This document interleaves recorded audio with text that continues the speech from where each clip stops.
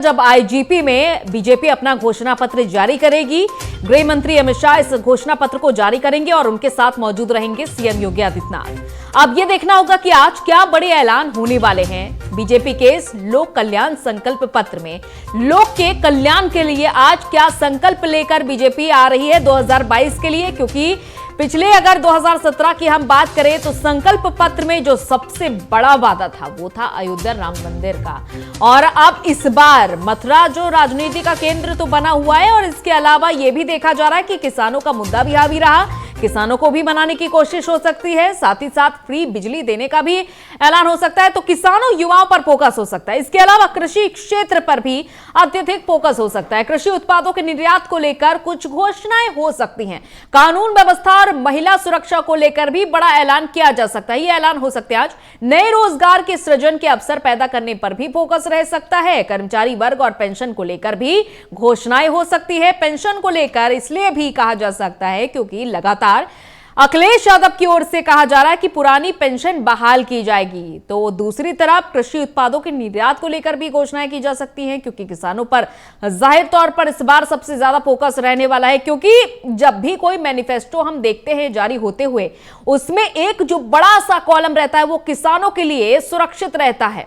तो ऐसे में जब किसान आंदोलन हुआ और कृषि कानून का मुद्दा गरमाया, तो भला कैसे चुक जाएगी बीजेपी कि किसानों की जो बड़ी नाराजगी इतने लंबे समय से चली आ रही है उसे दूर किया जाए, ताकि विपक्षी पार्टियां इसका फायदा न उठा सके। रोजगार के सृजन के अवसर भी यहां पर पैदा करने की बड़े वादे हो सकते हैं, क्योंकि बेरोजगारी का मुद्दा लगातार उठाया जा रहा है। विपक्षी पार्टियों की ओर से कहा जा रहा है कि भर्ती होती नहीं, और जब भर्ती होती है तो उसमें घोटाले होते हैं। तो अब ऐसे में रोजगार के सृजन के अवसर पैदा करने की वादे भी हो सकते हैं। साथ ही साथ ये भी देखा जा सकता है कि कई योजनाएं, परियोजनाएं जिनकी सौगातें दी गई, आधारशिला रखी गई और कुछ अधर में लटकी हुई हैं परियोजनाएं, तो ऐसे में इन परियोजनाओं को भी शामिल किया जा सकता है। क्लाइमेक्स की तरह, किसी फिल्म में क्लाइमेक्स की तरह इसे आगे बढ़ाने के लिए यह वादा किया जा सकता है कि हमारी सरकार अगर सत्ता में आती है तो इन बची हुई शेष योजनाओं को हम पूरा करेंगे।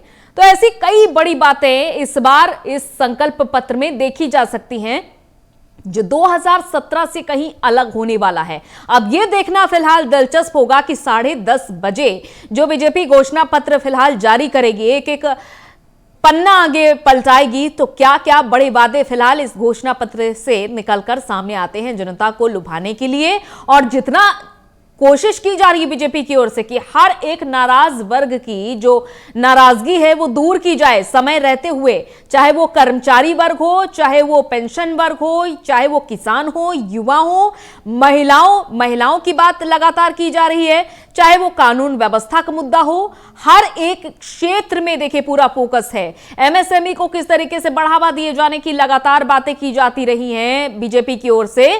कहा जाता रहा है कि जितने भी योजनाएं केंद्र सरकार की रही हैं उनका पूरा फायदा जनता तक पहुंचाया गया है जब से 2017 में बीजेपी की सरकार बनी है यूपी में। और इन बड़ी बातों को आज इस बार हो सकता है कि मैनिफेस्टो में भी शामिल किया जाए। कानून व्यवस्था, महिला सुरक्षा, महिला का स्वरोजगार, महिलाओं के उद्योग धंधे को किस तरीके